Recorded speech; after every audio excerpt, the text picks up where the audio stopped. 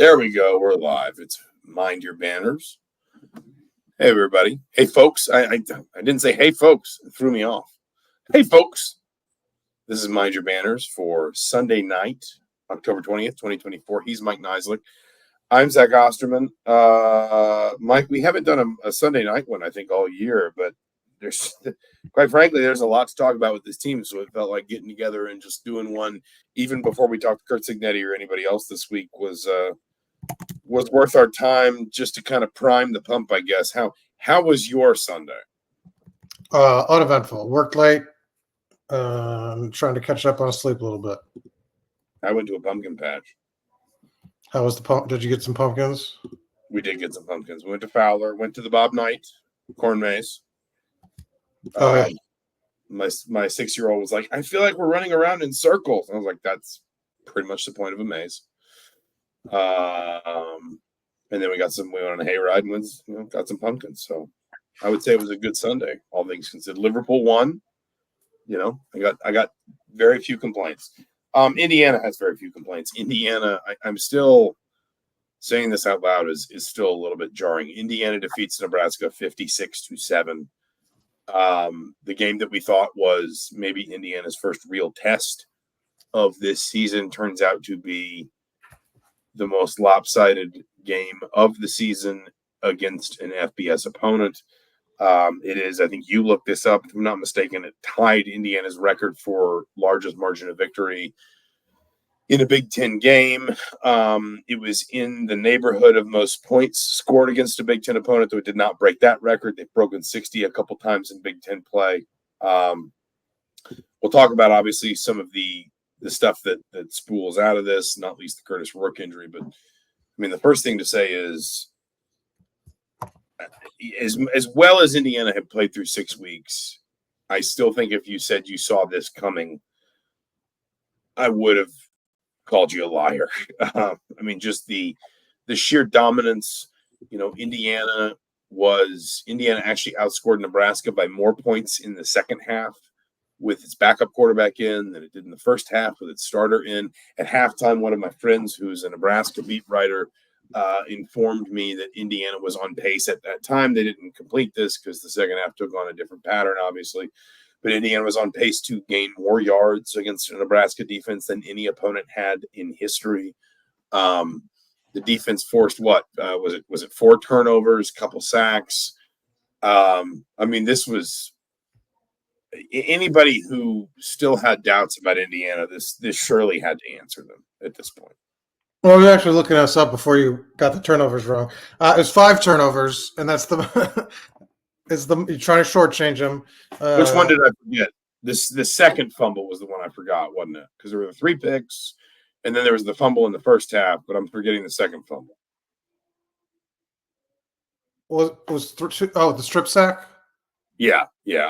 That's what I forgot. Anyway, keep going. Sorry. What I was looking up was most turnovers in a game since a game against number 5 Penn State in 2016. I don't remember that game. They lost. They lost by 14, but very interesting turnover margin there. I like vaguely remember that game. I don't know why I only vaguely remember it. I was obviously on the beat then. Anyway, keep going. And then the other stat that I think continually has stood out this year, and they did it. They've now done it 3 times, 7 of 7 in the red zone. Yeah, I mean, just think about they're 41 of 44 on the season, and have 37 touchdowns. I mean, if you want to talk about reasons for offensive success and probably overall success, I mean, don't you have to kind of start with that? Like once they're inside the 25, I mean, they're putting up points, and it's most likely going to be a touchdown. Even more like fundamentally than that, like look at their drive chart. Their drive chart for the whole game against what was a lot of statistical measures the best defense in the Big Ten through 6 games. Touchdown, turnover on downs where they went for it on 4th down and didn't get it. Touchdown, interception on a Hail Mary pass to end the first half, so it really doesn't count the same way a normal interception would. Switch quarterbacks, touchdown, touchdown, touchdown, punt, and apparently it's good that James Evans still remembers how to do that. Touchdown, 3 kneel downs, end of game. Like, I mean, that's not terribly dissimilar to what they did against Western Illinois. But like, this was Nebraska. This was not supposed to be. I mean, like, it just. I mean, we did this podcast. All right. Here's a stat question. How many punts does James Evans have on the season? Is it? I mean, it's got to be under. It's got to be 6 or less. 11, because he had 4. 11?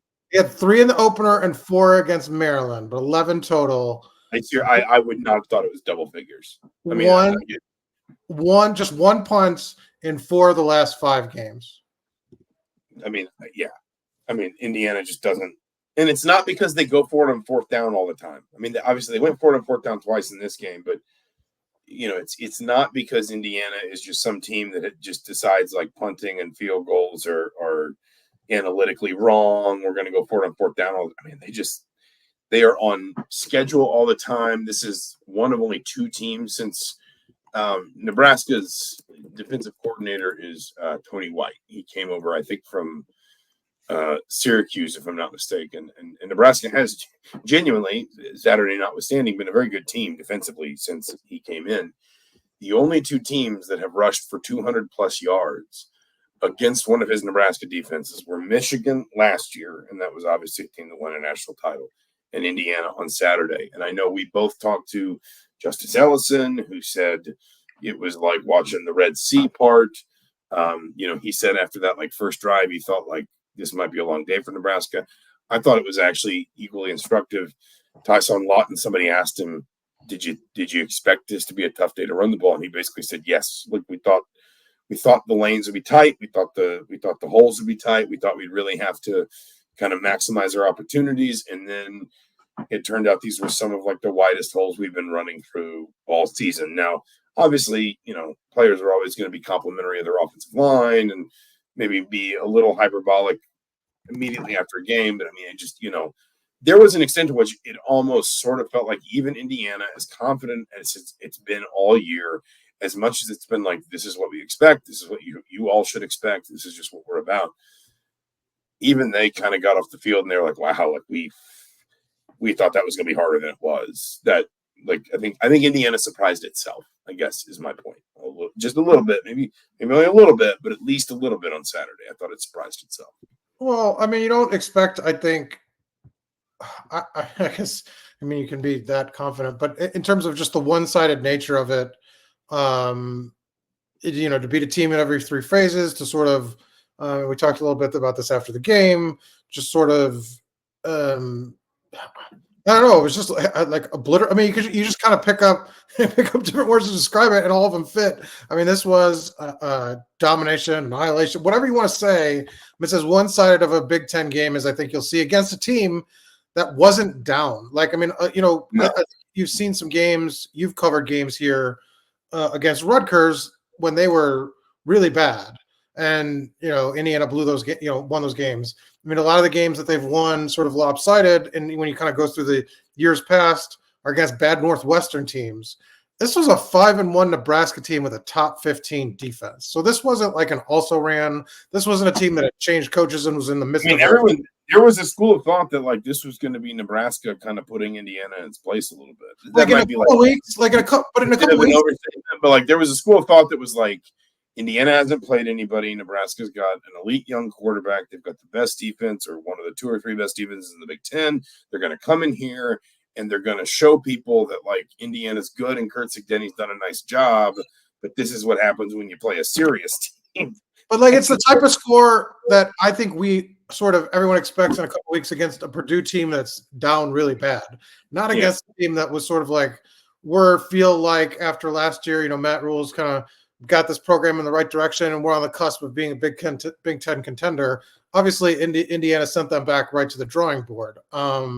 And then, like you said, the fact that they don't even need their starting quarterback to do it in the second half. I mean, that's the part of it that I think really emphasizes it, and maybe emphasizes not to take anything away from the individual players, but emphasizes the job that the coaching staff has done, Right. essentially. And Urban Meyer couldn't wait to get to a camera to tell people how well coached this week he thought Indiana was. I know he did his little film study thing with Jerry DiNardo. We talked to him on Friday. He obviously did his segments on Fox Big Noon Kickoff on Saturday. And every single time he just said, I think what he said to us specifically was, there's times where I put film on and I have to turn it off. I just don't want to watch that team because no matter what their record is, they don't play good football. And he said, there's times where I put film on and I can't turn it off. I have to keep watching it. And his point was he just loved watching Indiana because of how well coached they were, because of all the little details they got right, because of, all the small things that they clearly paid close attention to, and he highlighted stuff that, if you're not a football nerd, and I think we probably are in different ways, and certainly there are fans that are, but he was highlighting back shoulder throws and perimeter blocking techniques that were making Indiana's offense so effective. And his point was, these are little things. These aren't, this isn't stuff you're going to pick up on with a 10,000-foot, 90-second sort of summary of a team, but it's the stuff that is the evidence of a really good, sharp, well-coached team. And when you have to make the change, and we'll talk about Kurtis Rourke's injury in a minute, but when you have to make the change from a starting quarterback who's arguably played as well as anybody at his position in the country through the first 7 games of the season, to his backup, who I think we both think is a talented player. He's obviously a lot younger than Kurtis Rourke. We have seen him go through some sort of the struggles of youth at times in an Indiana uniform, and he comes in and he completes 7 of 8 passes for 91 yards and 2 scores, and he oversees a half in which Indiana actually scores as many points on Nebraska as Indiana did with the guy in front of him on the depth chart behind center. You just do feel like the scheme and the staff, because I think sometimes when you say the scheme, people think it's literally just a playbook. There's literally just a physical book on a table somewhere and you open it up. But the scheme is marrying concepts to players' strengths and understanding why you would call one play for Kurtis Rourke in a certain situation and you might call another play for Tayven Jackson in the same situation, because they're not the same quarterback. They have different strengths, different comfort zones, different weaknesses, obviously. And, to basically not miss a beat against, as you said, a top 10, top 15 defense. I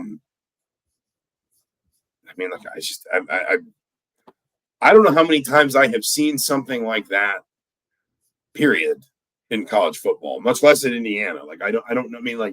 I'm thinking maybe about, those, was there an Ohio State team where Braxton Miller got hurt? And I think JT Barrett came in behind him and just kind of kept riding the same wave. And obviously there was kind of that famous Alabama team that's in the title game and Jalen Hurts gets injured and Tua Tagovailoa steps in. But that's kind of the level that you're wondering if Indiana's capable of when you see how seamlessly they transition against what is supposed to be a good defense, from a quarterback that's playing as well as anybody in the country to the guy that's behind him. That is excellent coaching, essentially. Yeah, and if you want to focus on the Tayven Jackson part of it all, I think as high on Tayven as anybody last year. I thought the coaching staff did him just a great disservice with the way that they. You didn't think it worked when they named him the starter, but also named someone else the starter at the same time? What did you say? You didn't think it was good for his development when he was named one of 2 starting quarterbacks? That was actually not as bad as naming him the starter and then 2 weeks later benching him, but saying he was the starter and then benching him again and then saying he was still the starting competition and then benching him again. Look, you want to talk about breaking a guy's psyche, and I think sometimes young quarterbacks can just derail a career, to be honest. We've seen it, talk about breaking, your team, Auburn, Jeremy Johnson, not that he would have had a great, but they broke his confidence and just like never recovered whatsoever. And so like, I think you can get to that point with a quarterback, and Tayven, has come through the other side of it. I think obviously with the staff, they've spoke sort of highly, I think, of his ceiling in terms of like he can make wild plays, like you saw the touchdown throw on Saturday. Still want more consistency in practice from him. But I mean, in terms of like going last year and then going a year forward, what you thought you'd see from him after that Maryland game and kind of what they handled. I mean, he's in a great spot, I think, just because of what happened last year. He's recovered, obviously, and sort of found a staff that, believes in him some, right? They made him the backup. I mean, they have 2 freshmen behind him, but he's obviously the number 2 quarterback all year. But yeah, I mean, I thought he has potential, and we'll kind of see what the coaching has done for him. But I mean, last year could have broken him, and it's good to see that he steps in a big moment and performs well. I Googled this while you were talking. Do you know where Jeremy Johnson plays football now? Well, he's been out of the league for. He plays for Cadillos de Chihuahua. Is this true? That's what Wikipedia says. He tried to get into professional basketball. He said he played for the Columbus Lions in the Arena League, then the Rough Riders, then apparently there's a West Virginia Rough Riders. I was thinking, when someone says Rough Riders, I think of Saskatchewan. And then the West Virginia Rough Riders, then the Spokane Shock. Then he went to Perilleros de Monterrey, and now Cadillos de Chihuahua. Anyway, that's not an MVP. He was an MVP to Tayven, Mexico. There you go. So I guess it didn't break him. He's obviously thriving. But in terms of let's get into Indiana's quarterback situation and not Auburn's quarterback situation. Circa 2000. Do you think I'm over exaggerating? What? No. And like it. I mean, it is one of those positions that is, if it's going to be more cerebral than most positions on the field, then it's going to have to also be sometimes a little bit more sensitive, I guess. And if nothing else, like Kurt Signetti made a really good point when somebody asked him about Tayven Jackson after the game on Saturday. Somebody was me. Was it you? I wasn't. I don't pay attention when you. I wasn't there. Yes, you were. I wasn't there. When you're talking, I just don't listen. But you were singing. These podcasts are proof of that. But singing Mellencamp. The point is, Signetti said basically like, hey, he's our backup quarterback. He's gotten a lot better. He still needs to get better. He still needs to practice better. But then he said, but it's hard to get better when you're the backup quarterback, because especially in season, the starting quarterback gets all the meaningful reps in practice. And I think people think that like practice is a very sort of like hypothetical thing for the average fan. Like, most practices don't even go 2 hours. And the deeper you get into a season, the shorter they get, because the more you're just trying to keep your guys fresh. So if you think about like stretching and, just basic position drills and stuff like that, like you may spend half an hour actually working 7-on-7 or 11-on-11 in a given practice. And if the starting quarterback is getting the bulk of the snaps, that means he's probably getting, half an hour, 40 minutes. He's probably getting, let's say, 32 of those 40 minutes, if not more, where he's the one taking the snaps, he's the one throwing the ball. And when when the staff is installing stuff week to week, understandably, it's installing it for him. And so the point is, a backup quarterback is going to struggle for kind of the consistent upward trajectory at this time of year. Now, this is why, your off season, your spring practices, et cetera, are important. But at this time of year, a backup QB is going to struggle to be, constantly sort of climbing upward, because he's just not getting a lot of opportunities.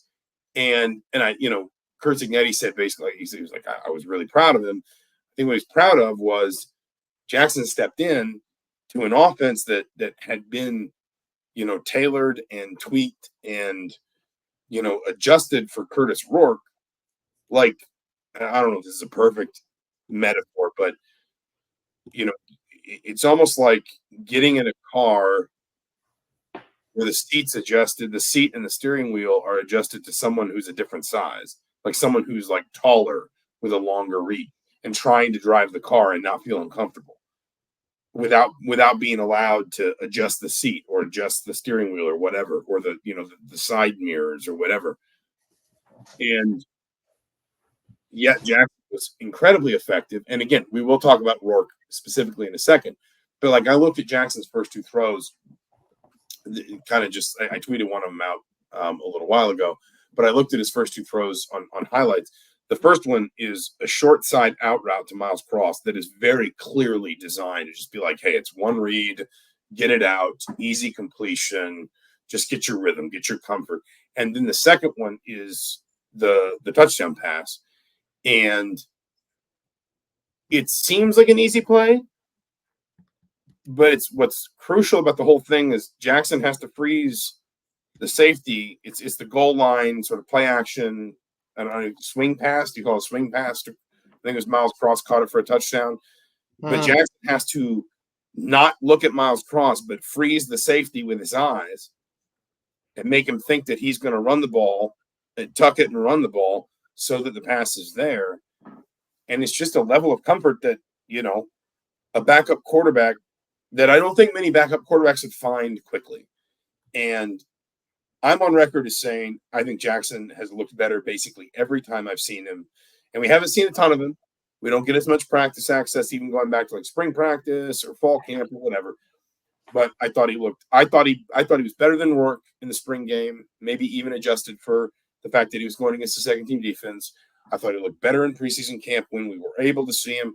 I think he's looked better in the little snippets and windows that we've been able to see where he's been, in relief late in games. And for him to step in and pick up a game that was already going so well for Indiana and just keep that whole thing ticking over without any real interruption, I think is both a huge boost for his confidence and also, frankly, for his team's confidence in him, because we know that for at least 1 week, Indiana is going to have to ask him to be the starting quarterback. Yeah, and you want to transition to Rourke here and kind of what your thoughts are and sort of how does it change, I guess, look, we know he's out this week. They've used the word indefinitely, which, tomorrow's a concept, so we never know how long indefinitely is. But 1 week for sure. I'd imagine you try to get him 2 weeks of rest. Like, you think you could beat that Michigan State team on the road. And Michigan and Ohio State is when you kind of bring him back, just if you're trying to get him rest, get him healthy, and kind of save him for the kind of the key stretch run. Obviously, that's just sort of my opinion, but what do you think here? Short term, long term with this work? Yeah, so I don't know. It hasn't been reported. I've been trying to find out and have been able to. I've not seen it reported anywhere else specifically what is wrong. I know there are people who said like the fingernail pretty clearly came off. It's not clear whether there's more damage than that. I would be surprised if Indiana puts out a statement that says Rourke will play again in 20. And it said that specifically. It said Rourke is expected to play again in 2024. It's like at the end of a James Bond movie, right? Yeah, like Kurtis Rourke will return, but he will be George Lazenby when he comes back. That's not good for fans. That was an underrated Bond movie, though. It really was, on Her Majesty's Secret Service. Who is he now? Which James Bond is Kurtis Rourke now? Ooh.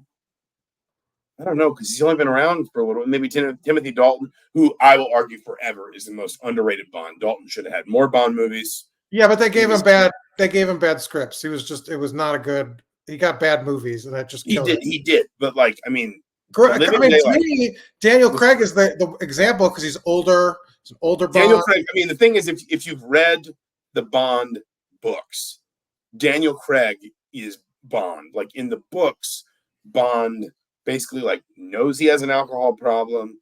He takes pinpoint needle cold showers. He struggles to sleep. He has a conscience about all the things that he does. I think there's even some books where he goes to therapy, basically, which obviously at that time in in that world was not something people thought about. So like the idea of these all Bond the is things like, Rourke has to do to get up for the football games. I was just saying he's What's like the point? older veteran Bond, and that's why it would fit Rourke. But no, I get but the point is Daniel Craig, Liverpool fan Daniel Craig, by the way, there you go. was like his Bond is far and away the truest to the Ian Fleming character. If you're asking me who Kurtis Rourke is, I think it's Timothy Dalton, who hasn't been around long. But he's not been around longer here, but he's been a long time in college football. Well, so maybe it's Pierce Brosnan then. I don't know.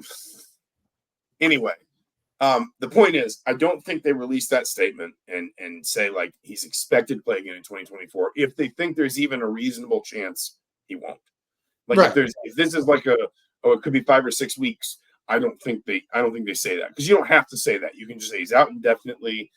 We hope to have him back soon, and then it turns out, because I think it makes it clear he's not playing this weekend, but anything after that is sort of like fair game. Like the door's still open. So the question is essentially like, is there damage beyond the fingernail? Because I think what was clear when you watched Rourke throw late in the first half was he could not grip the football comfortably.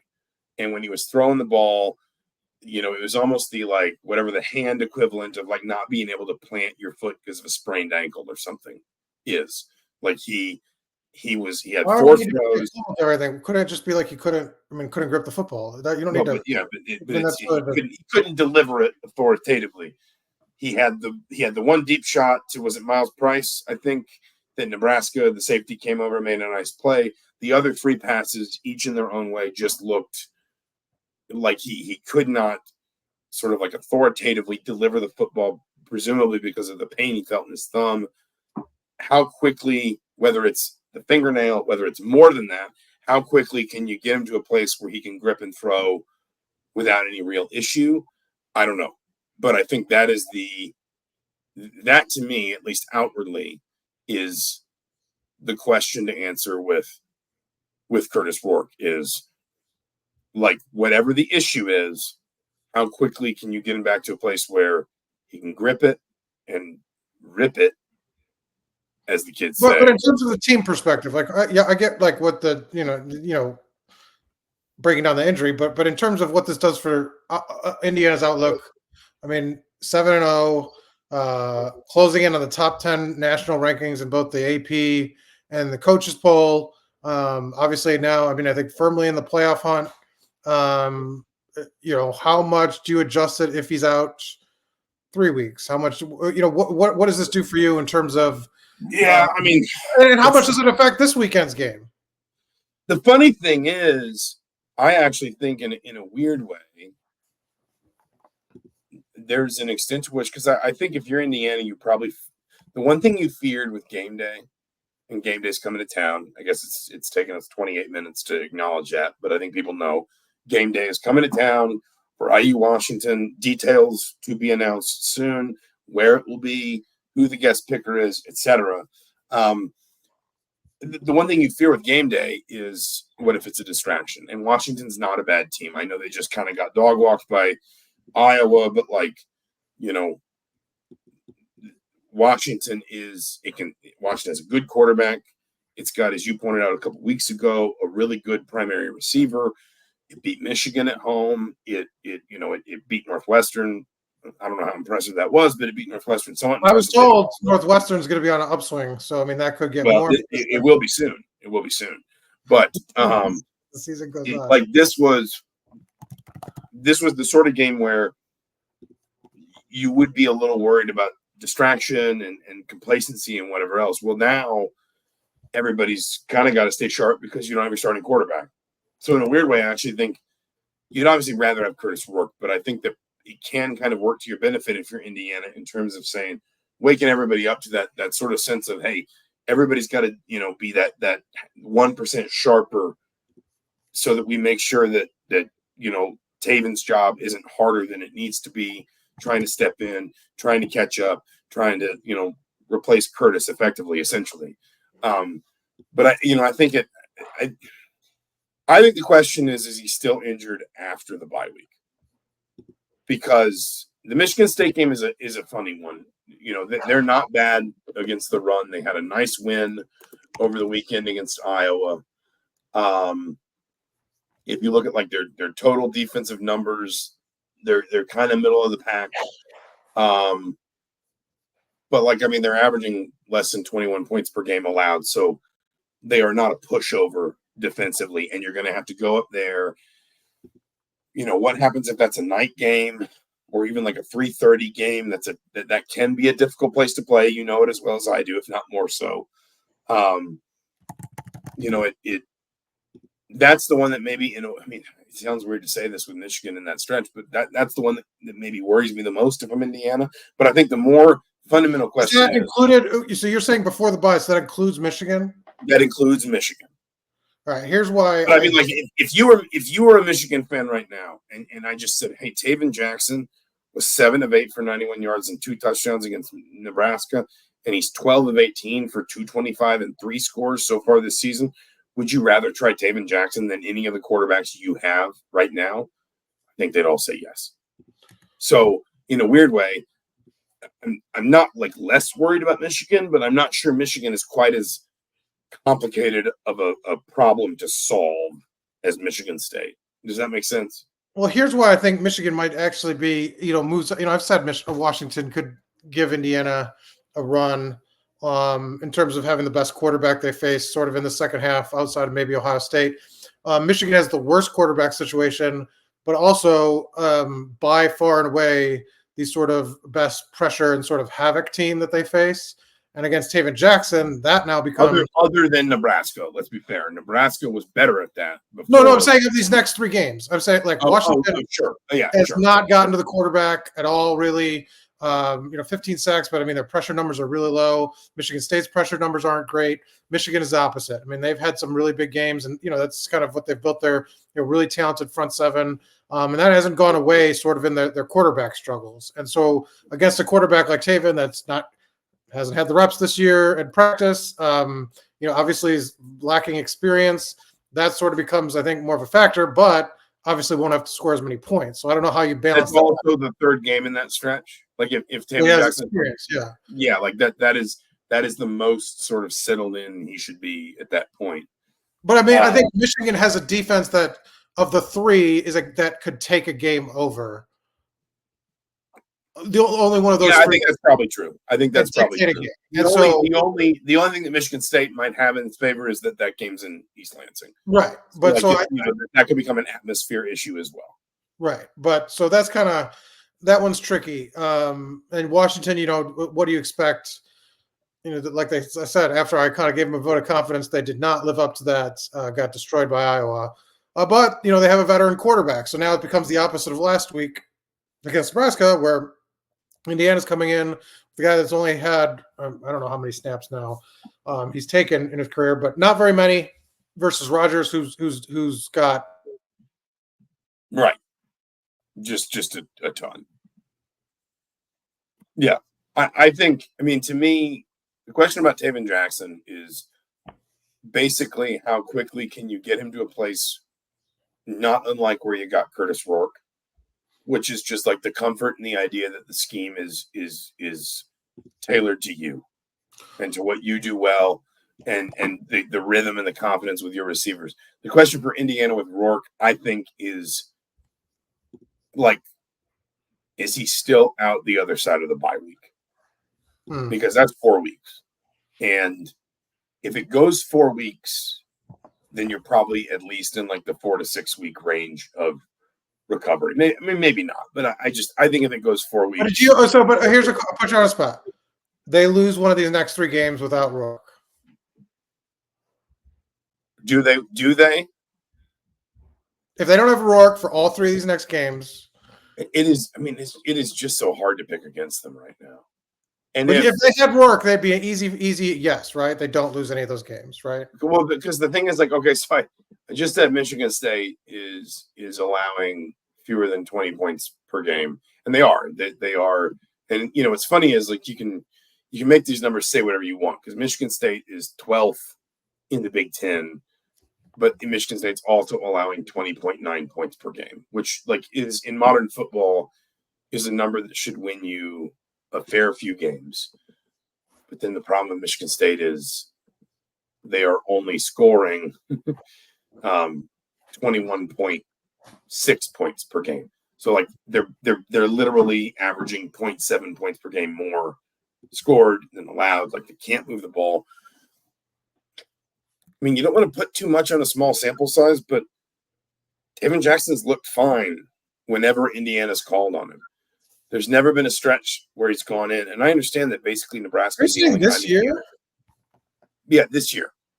One of those games, I mean, against Western Illinois, and what was the other one? He had like a couple snaps against FIU. No, he didn't. No. Western Illinois was the other game he threw a touchdown pass in. It was. I think he got some snaps against Charlotte, but I don't. Did he even attempt to pass in that game? Charlotte was what? Yeah, he was 2 of 7 for 30 yards, and Signetti said he didn't play well in that game. So. Okay, well, there you go. Then season's over. No, I mean, like I said, his numbers so far 12 of 18 for 225 and 3 scores. Well, I'm writing it down right now. You're picking him to win all 3 games with Tayven Jackson. It is hard for me to pick against this team in the way that it is playing in all phases.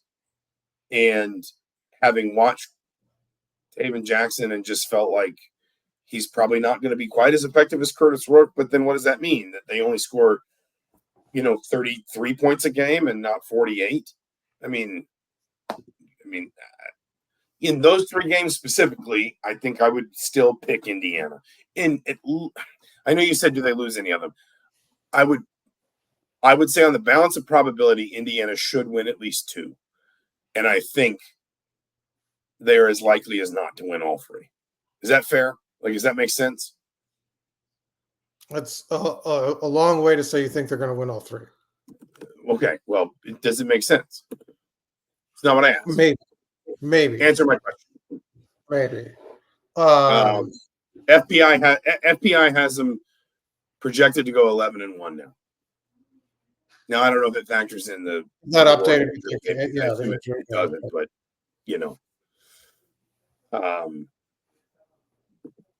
yeah. I mean, I guess my point is, at this point, I think Indiana's earned the benefit of the doubt as a team, and I'm not saying that Tayven Jackson won't struggle. I'm just kind of saying I need to see him struggle, and by extension, Indiana struggle, to really accept that it's going to happen against anybody that is not obviously at Indiana's level or better. And I'm not talking about level as a program historically, or in terms of prestige, or in terms of,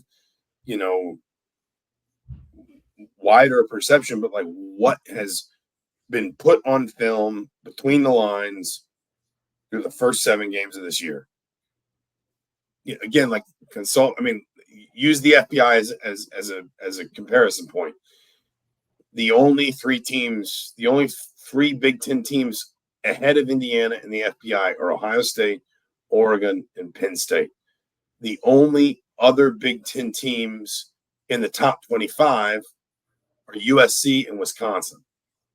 What is Indiana right now? 11th? Indiana is 11th. So, if we're talking about teams that are in Indiana's class, Michigan is 38th and falling. Washington is 39th. And I think this is a fascinating. Is Washington higher than Michigan? Where's Michigan at? Michigan is 38. Washington is 39. So I think this weekend is a fascinating game. I'm kind of done saying we're finally going to learn if Indiana's real. Like at a certain point. Well, I don't think it's real. I think with Tayven in the game, it matters even more. We talked about those 2 stats on Saturday that they have not. Obviously they're not trailed, but they've been just blasting teams in the first quarter. To the point where they've really, they could, I think, have won almost every game with the first quarter score. But it's more important than ever to sort of continue that, to take the pressure off Tayven. Because I feel like the defense has played better in second halves, in kind of in recent stretches. That 5 turnover, 4 of those were in the second half. A lot of touchdown in the second quarter, but. to play complementary football right out of the gate, which they've done all season, but to give him a lead and let him sort of, because I think the message is, look, just don't make mistakes and we're going to win this game. We'll find a way. We'll find a way to do whatever we need. If you don't throw especially the home games, especially in this stretch, especially the 2 home games, I think that is fair. It's like just don't. If there's not a throw there, don't make it. We're going to score enough points. I think it's hard for a young quarterback. But he showed it. Here's the thing: he's not that young. That's the one thing about. But he's young in terms of game experience, and he's had 3 different coordinators. No, he's had 4 I get that, and he is young. 4 different coordinators. Is young relative to the position. He is young relative to the position. But this will be his 6th start in an Indiana uniform. Most schools do not have a backup quarterback of his pedigree. Now, there's an asterisk because one of those starts is the Indiana State game where he only played a half because it was a 2-start quarterback system, if you'll remember. One of those starts, and then the 2 other starts were Maryland and Michigan. So really, 3 career starts. Okay, but my point is most backups are not as experienced as he is. I think that's false. I don't. In terms of snaps played, maybe not career starts, but snaps played, I don't. Maybe that's an interesting article. Maybe that make for an interesting article this week. Maybe I'll look it up. All right, there you go. Do that. I want you to look at every backup quarterback. Do you think in terms of snaps played and career starts? Snaps played. And here's the thing. More snaps played. What about meaningful snaps played though too? Because there's a difference. There's a difference between judging Tayven Jackson in this game versus Tayven Jackson against Western Illinois. I think it'd be subjective. We'd have to evaluate a quarterback's experience, but I think there'd be enough quarterbacks with more snaps played to render that mute. So you're a doubter, is what you're saying. I'm a doubter in your bold claim. Yes, This is a different kind of rat poison, but you're still delivering the rat poison. It's a different brand. It's a different flavor. It's a different flavor of rat poison, but you're still bringing it. All right, let's finish there. We're going to have more to talk about. We will podcast later in the week. We're talking to Kurt Signetti tomorrow. We'll see if there's another tomorrow, Monday. We'll see if there's another update on Kurtis Rourke then. What you do know if you're Indiana, and actually, again, in a way, I think is helpful, is there's no question about Kurtis Rourke this week. He is out. Well, one thing before you do your wrap, because they're going to probably announce this tomorrow or Tuesday, I'd imagine. I don't know if we'll podcast before then. I put you on the spot last week. Joe Buck. Joe Buck. That's my answer. And I swear there's nothing behind that. I think I was hinting in some things that I was writing or saying or whatever, radio hits about the possibility of game day. I think we'd all heard the rumors that Indiana was being seriously considered for game day if they beat Nebraska. And I have nothing behind the Joe Buck thing. No one has said, yeah, I think it'll be Joe Buck. I just think that makes the most sense. He's on payroll at ESPN. He's good on camera. He's very invested in this team, publicly so. There is an obvious Indiana connection, of course. And he also would get up there and he would know what he was talking about. I wouldn't expect him to have a detailed breakdown of every game, but he's not going to get up there and be like, I like the colors. I'm picking Oregon. You know what I mean? He would be connected there. I think Joe Buck. What about you? I'm just going through the list one more time. I think Buck's. Look, the symmetry with the network of it all, because they picked Caitlin Olsen a couple weeks ago for Oregon, and I didn't realize at the time that she had a new show on ABC. So giving some love to the thing. Buck probably makes sense, but Jeremy Gray, Schwarber was not a guy we mentioned on this podcast. Yeah, I think that is another one that would make a lot of sense. Athletes, a guy that I think is good on camera, be good on camera, would be sort of embrace the scene a little bit, not that Buck wouldn't, but and again would know, he grew up an Ohio State fan, he knows football, he played football, I think Schwarber probably, I think Buck resonates with all generations. I don't think it's unfair to say Joe Buck is probably just the preeminent broadcaster of his time in American sports, but Schwarber with this group specifically, he's only been gone for about 10 years. He played for the Cubs. He won a World Series. He's going to wind up one of the 2 or 3 best Major League Baseball players Indiana's ever had. It's at this point, it's probably him or Ted Kluszewski rather. I don't know where I got Kluszewski from. Was that a combination of Krzyzewski and Mike somebody Krzyzewski, Ted Kluszewski, just same person. together? But it's either Schwarber or Kluz. But the point is, like, and they put Philly Schwarber. Yeah. Who do you think? I think I'm gonna go that way. Schwarber. I think Mellencamp disqualified himself by appearing on Big Noon Kickoff. Yeah, he did Big Noon Kickoff. You're not going to ask him to do it twice in a week. Like, that's. I just don't think he could do it. Even though his appearance on Big Noon Kickoff was spent mostly praising Lee Corso. Yeah, well, but that's the Indiana he grew up with, man. And now Lee Corso's coming to Bloomington. It all comes full circle. Confidence leads to attitude. Attitude leads to success. Tomorrow is a concept. Today is about confidence, which leads to attitude, which leads to success, and whatever other virtuous circle Kurtis likes to cite. It's getting hard to argue it. He's Mike Niziolek. I'm Zach Osterman. This has been Mind Your Banners for October 20th, 2024. Thank you so much, all of you, for listening. We'll be back at some point this week with probably more to talk about Kurtis Rourke, maybe some more game day details, and maybe we'll sprinkle a little bit of basketball, and they do have a big exhibition this coming weekend at Tennessee. But for now, thank you so much for listening. We will talk to you soon.